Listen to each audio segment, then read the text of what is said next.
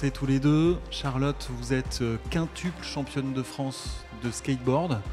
Vous êtes une athlète olympique, puisqu'on s'est rencontrés, je me souviens, Place de la République en mai 2020, pendant le confinement. Vous veniez vous entraîner pendant 1 heure sur la Place de la République pour préparer les Jeux. Et vous êtes aussi docteur en neurosciences. Mais aujourd'hui, vous avez encore d'autres projets universitaires, en 2 mots ? Donc là, j'ai passé au concours du ministère des Sports et donc je suis professeur de sport, donc je suis en année de formation.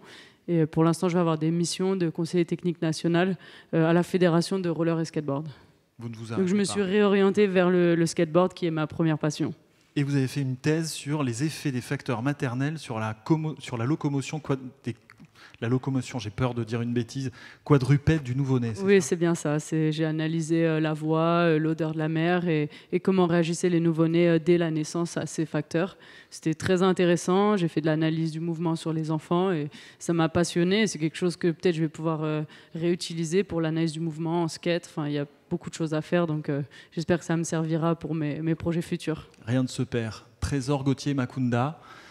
Bonjour Trésor, vous êtes l'un des anciens de l'équipe de France de para-athlétisme. Vous êtes co-capitaine de cette équipe avec Nantenin Keita, une sprinteuse comme vous, avec le palmarès suivant, 4 médailles paralympiques, la plus belle l'argent. En 2004, il y a presque 20 ans, à Athènes, 5 médailles, j'en oublie une. Il y a eu Pékin, il y a eu Londres, il y a eu Tokyo. C'est un long parcours paralympique. Vous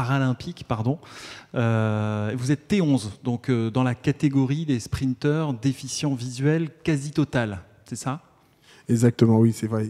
Il y a un piège, parce qu'à Londres, j'ai eu 2 médailles, donc non, à Tokyo, à Pékin, pardon. À Pékin, 2 médailles de bronze. J'ai 2 médailles de bronze, donc il y avait un petit piège sur le 100 et le 4x100. Et le 4x100. Voilà.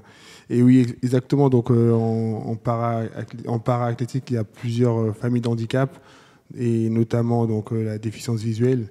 Et donc il y a dans cette famille donc les T11, T12, T13 qui correspondent à peu près à des degrés de vision. Et donc voilà. Et moi donc le T11, c'est la catégorie la plus touchée, on va dire, par le handicap. Vous n'y voyez rien ou un peu ? Quasiment rien. Le sujet de cette conférence, c'est inclusion, comment changer le regard que nous portons sur les athlètes. Quand vous vous présentez à quelqu'un que vous ne connaissez pas, qu'on fait tous, et toi, qu'est-ce que tu fais dans la vie ? C'est quoi les réactions qu'on vous fait, Charlotte ?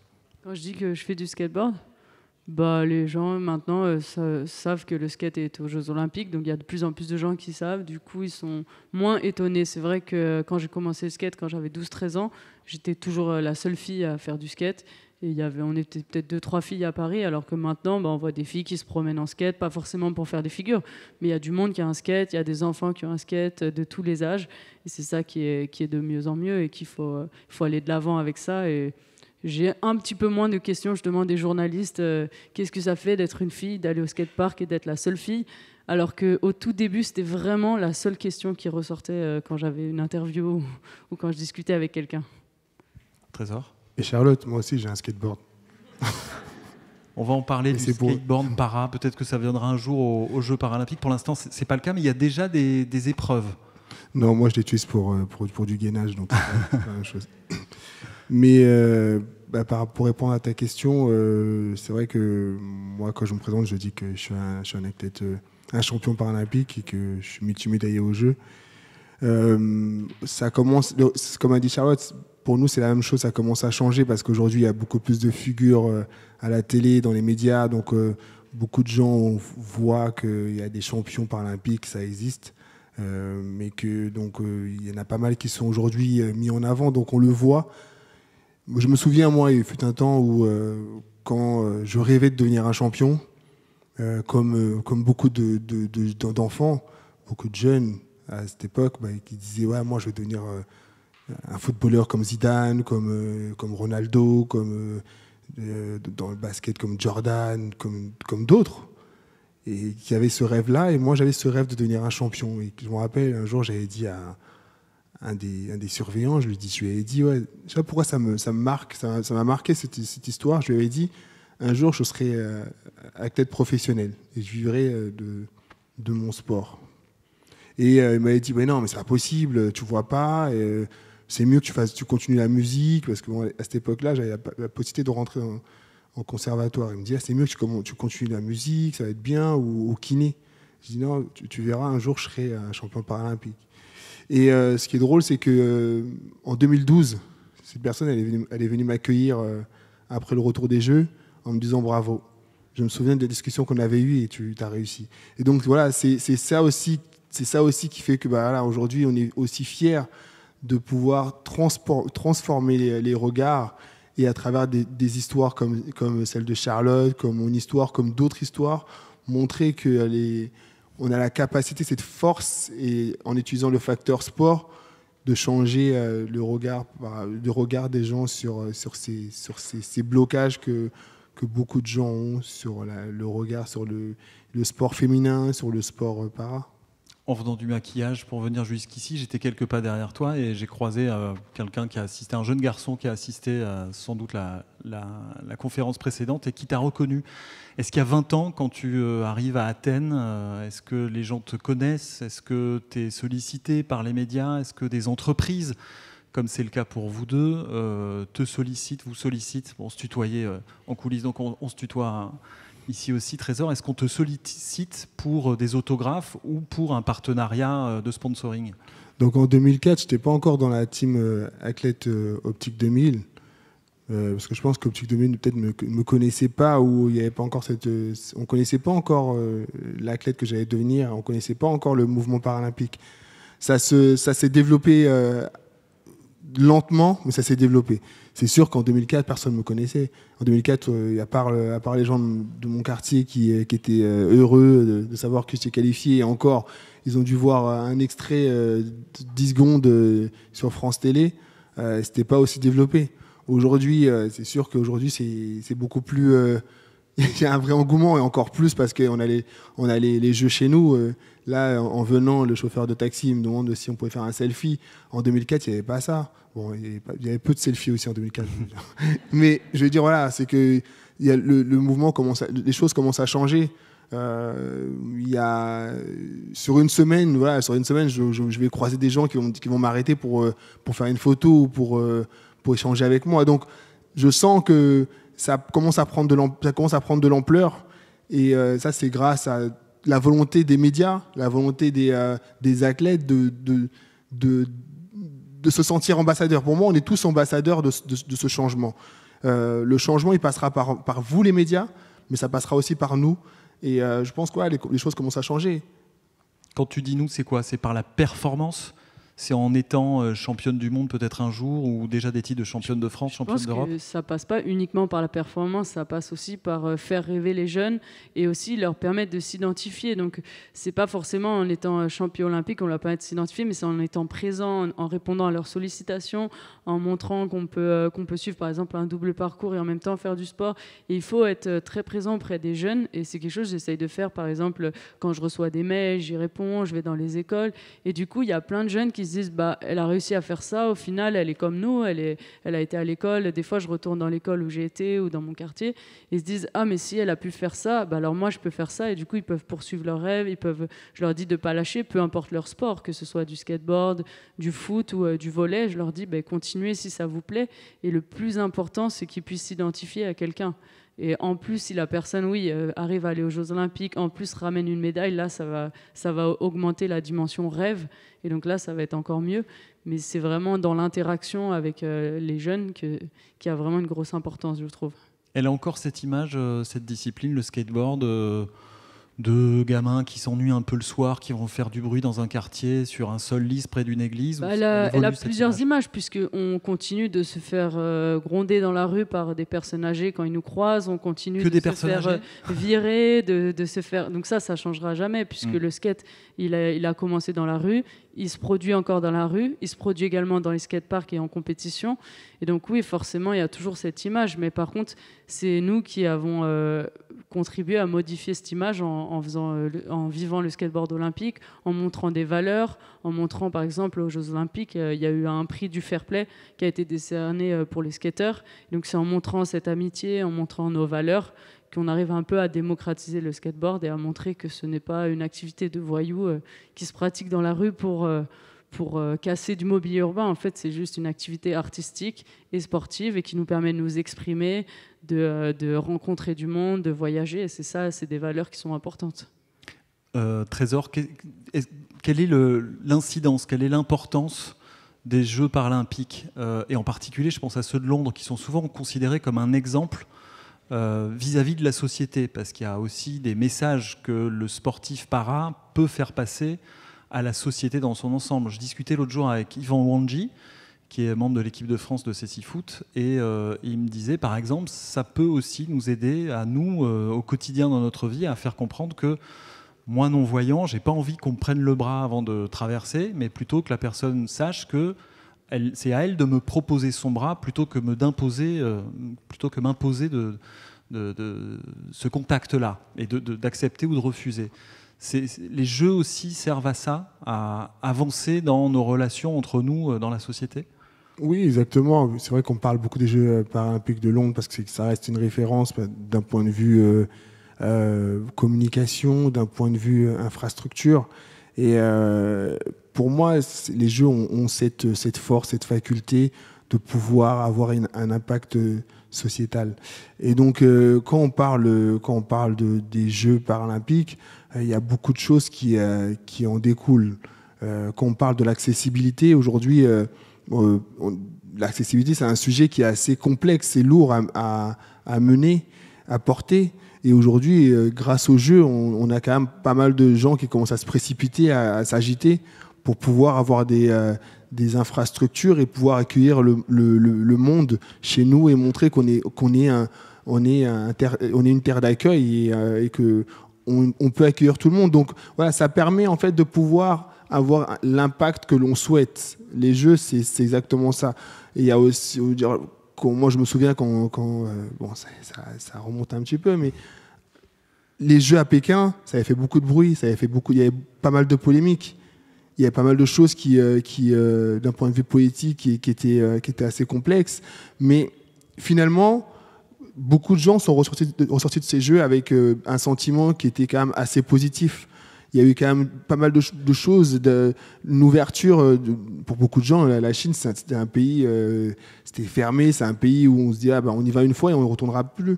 Et finalement, je pense que les Jeux ont eu quand même quelque chose de positif par rapport au peuple chinois. Voilà, je ne vais pas rentrer en profondeur parce que c'est un sujet que je ne maîtrise pas à 100%, mais on sait que les Jeux ont quand même cette faculté de pouvoir déplacer des montagnes et transformer des visions et des pensées. Et donc voilà, pour moi, c'est pour ça qu'il faut s'appuyer sur ça. Il faut pouvoir profiter des Jeux chez nous pour pouvoir montrer ce qu'on est capable de faire et ce qu'on est capable de changer. Et passer les bons messages. Et comme l'histoire que tu racontes par rapport à Yvan, il y en a d'autres, mais ouais, c'est vrai que c'est à travers là, on pourra peut-être montrer comment accompagner une personne, et quand je parle de sensibilité, quand je parle d'accessibilité, ça rentre dans cette voie-là. C'est 2008, Pékin. C'est 2008. Est-ce que vous êtes toujours dans cette image du super-héros ? Il y a un documentaire qui est sorti avant Tokyo, il me semble, sur les plateformes, qui s'appelle Rising Phoenix, très esthétique. Est-ce que cette image d'athlète para avec les lames en carbone, etc., vous la rejetez ou est-ce qu'elle vous séduit aussi un peu ? Comment te répondre ? Charlotte a dit que, en fait, avant tout, c'est de faire rêver les gens. Un champion, c'est ça. Moi, je suis arrivé dans le sport parce qu'on m'a fait rêver. Carl Lewis, quand j'ai eu ses exploits, il m'a fait rêver. Par ses exploits, mais par rapport aussi à la personne qu'il était. Aujourd'hui, moi, j'estime qu'on ait des exemples, qu'on ait des sources de rêve pour certaines personnes.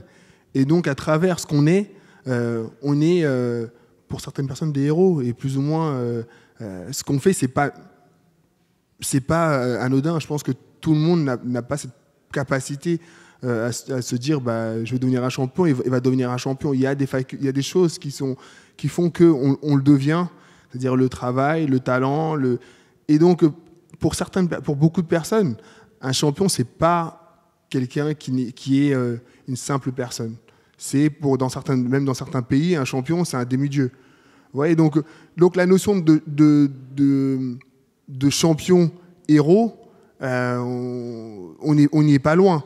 Après qu'on souhaite rendre le sportif para par ses capacités ou par les outils qu'il utilise pour dire voilà, à travers ça c'est un héros, c'est plus ce côté un peu embellir la chose.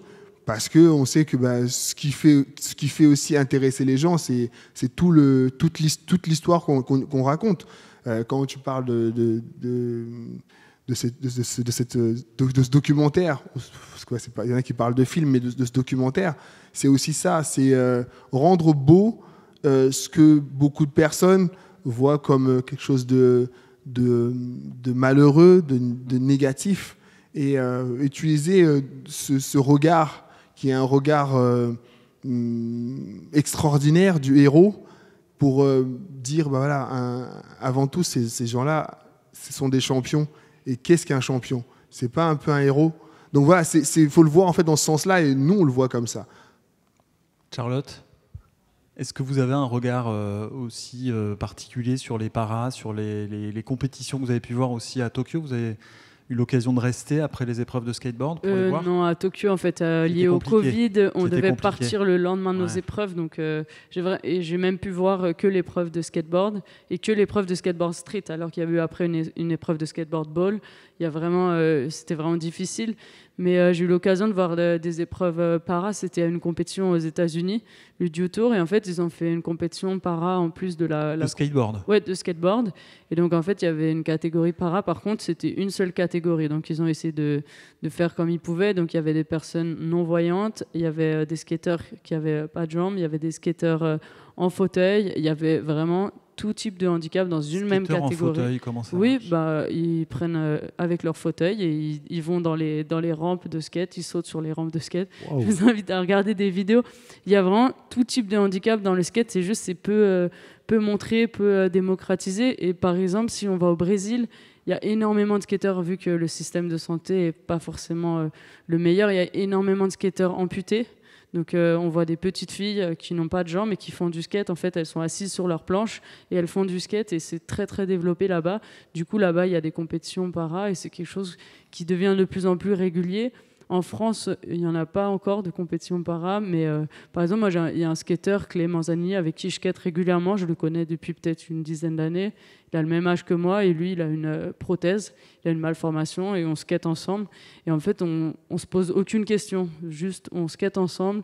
Et pour nous, il n'y a pas de handicap. C'est juste on fait la session ensemble et c'est ça qui est cool. Pour que les regards changent, il va falloir remplir les stades. La billetterie des Jeux paralympiques ouvre le 9 octobre. Est-ce que, Trésor, tu as été déçu ou c'est une moyenne qui était plus élevée que d'habitude pour les mondiaux de para-athlétisme cet été en juillet à Charletti? Le stade fait 20 000 places, il y avait à peu près 5-6 000 personnes avec beaucoup d'invités, beaucoup d'enfants aussi, quelques mercredis. Est-ce que c'est aussi ça, c'est faire venir les gens, inciter à intéresser le grand public pour venir voir des épreuves de para-athlétisme, de para-natation? Il y aura plein de choses à voir aux Jeux.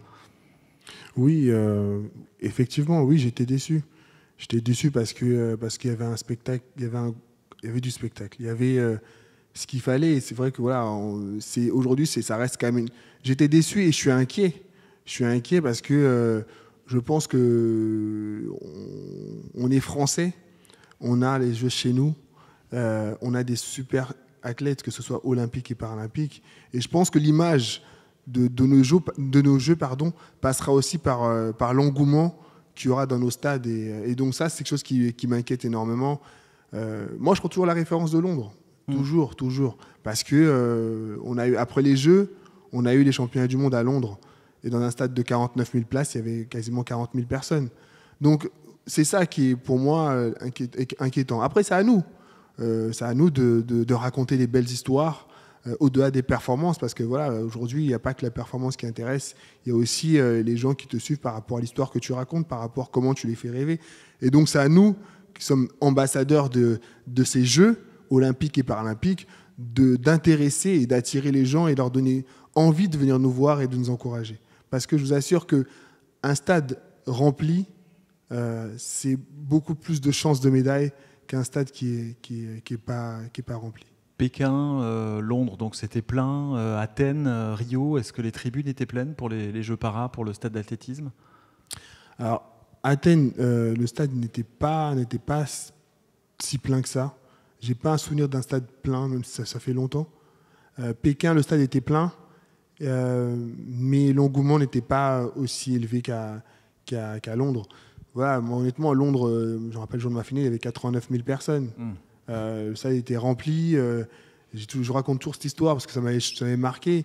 Je finis ma course, j'ai ma médaille et je vais chercher ma médaille. Et mon seul objectif, c'était de rentrer au village, me changer, rejoindre ma famille, mes partenaires, parce qu'ils m'avaient organisé une fête. Et là, on me dit non, il faut que tu montes. Sur le toit du stade, il y avait une place qui était réservée aux médaillés. Moi, je me suis dit, bon, je ne suis pas chez moi. Donc, les seuls gens qui m'attendent, c'est mes partenaires. Et donc, ils vont m'attendre à l'endroit où ils ont réservé pour fêter. Sauf qu'en haut, il y avait 300 personnes qui m'attendaient pour faire des photos avec moi, pour échanger avec moi, pour me féliciter. Et c'était des gens qui m'avaient suivi pendant tous les championnats. Et donc, voilà, c'est ces histoires-là qu'on doit faire naître. Il faut que le peuple français porte ses athlètes, porte ses sportifs, parce que à Londres, les résultats qu'ils ont eus, c'est pas seulement parce que les athlètes se sont bien entraînés, parce que toutes les conditions étaient réunies. C'était aussi parce qu'ils ont senti l'engouement autour d'eux, ils se sont sentis portés. Et donc voilà, les médailles elles passeront aussi par là, parce que ça sera aussi vous qui allez nous porter vers ces succès, vers ces sommets. Tu parlais des partenaires il y a un instant qui t'attendaient sur le toit du nid d'oiseau.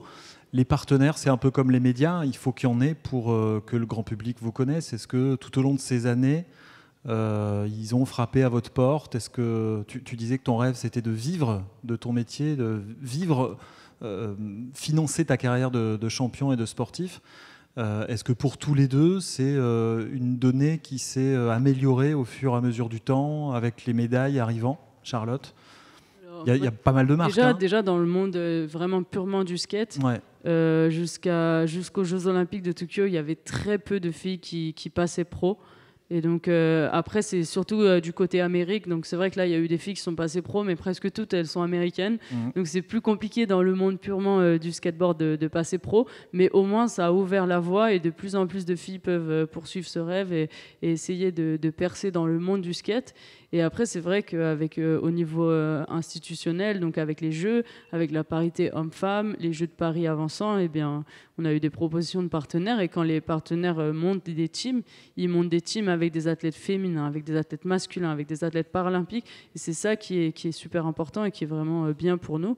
C'est d'une grande aide. Moi, j'aurais pas pu préparer les Jeux Olympiques de Tokyo bien si j'avais pas eu des partenaires. Et c'est grâce aux partenaires qu'on peut s'entraîner, qu'on peut faire des déplacements, qu'on peut faire des voyages d'entraînement, des compétitions qui comptent pas forcément pour les rankings, mais des compétitions d'entraînement. Et ça, c'est possible parce qu'il y a de plus en plus de sports féminins, de sports para, de sports... c'est ça qui nous aide à avancer, en fait. Trésor, c'est le cas aussi dans le monde para? Oui, c'est exactement ça. Il y avait plein de partenaires à Charletti cet été. Plein de partenaires de la Fédé. Plein d'entreprises qui étaient là, de partenaires de l'événement, mais aussi qui sponsorisent des athlètes. Oui, en fait, oui, aujourd'hui, faut voir que les Jeux approchant, il y a quand même beaucoup de partenaires qui commencent à s'intéresser aux champions. Mais comme elle vient de dire Charlotte, c'est sans vous, sans les partenaires, on peut rien faire.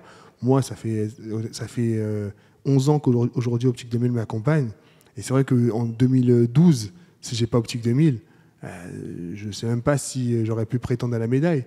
Parce que j'étais 20e au bilan, il fallait que je fasse des compètes à droite à gauche pour pouvoir montrer, pour pouvoir faire les minima, pouvoir remonter dans le ranking list.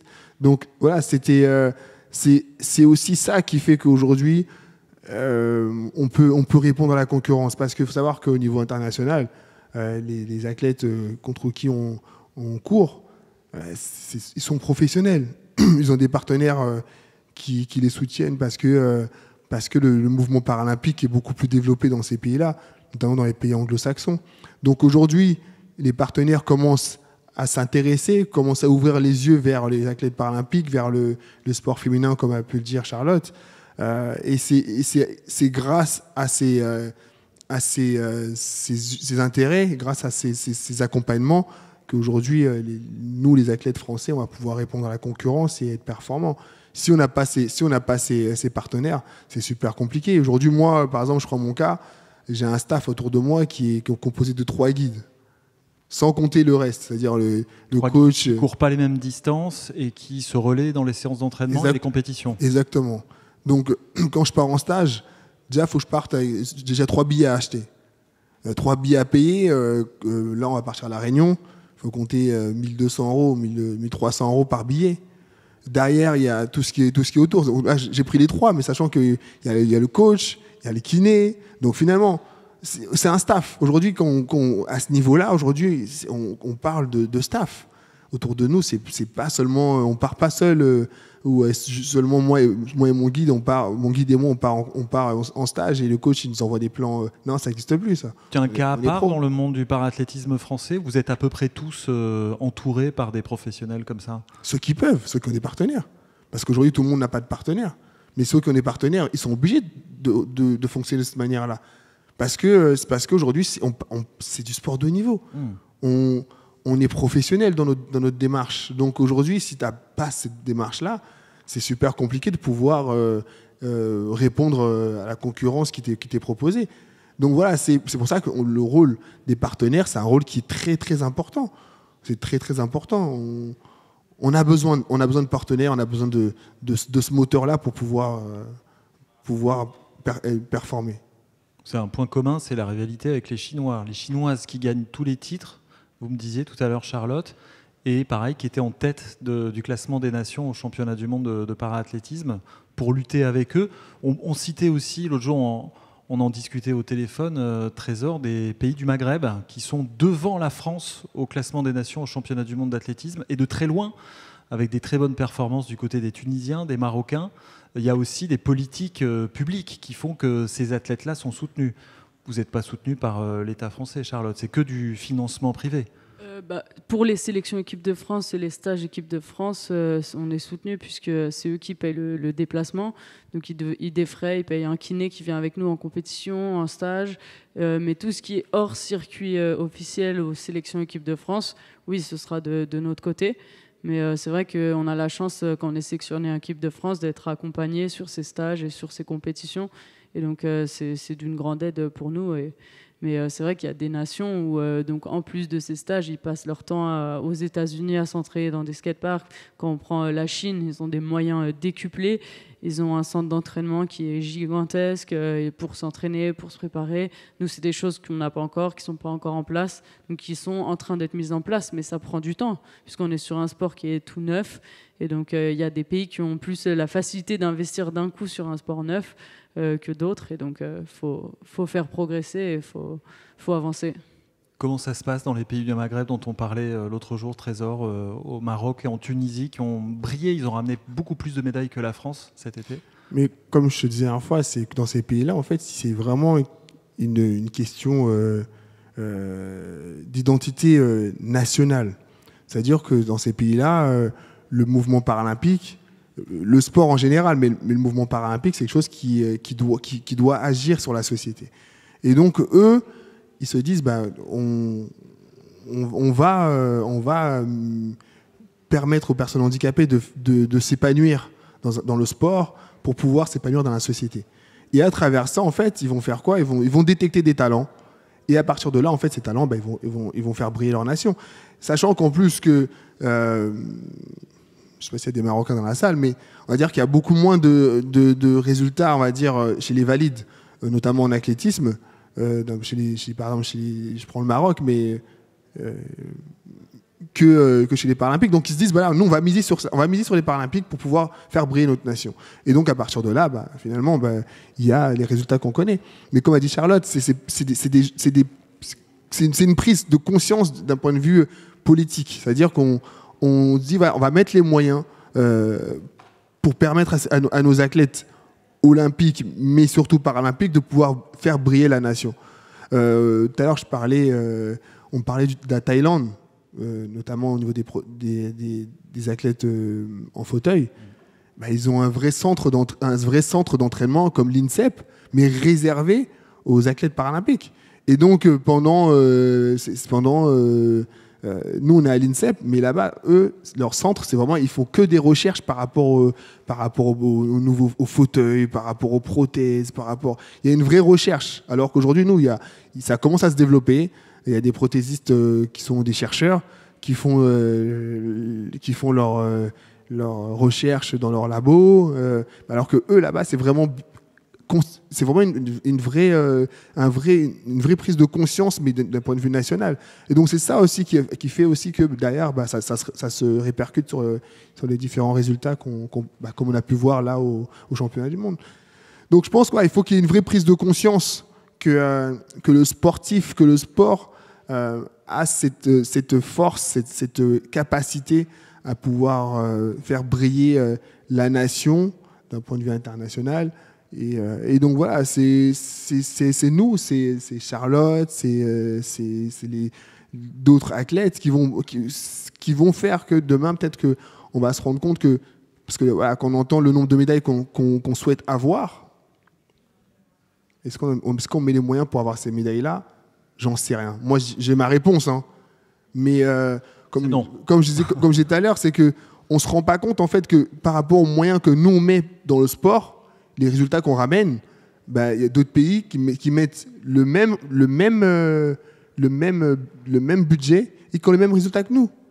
Sauf qu'il y a d'autres pays qui mettent beaucoup plus de moyens dans le sport, qui ont plus de résultats que nous, mais nous on se dit mais non, on doit être à cette hauteur-là avec les moyens qu'on met. Non, c'est pas de la magie en fait, c'est pas de la magie. Aujourd'hui, on sait qu'il y a une vraie corrélation entre les moyens qui sont mis et les résultats.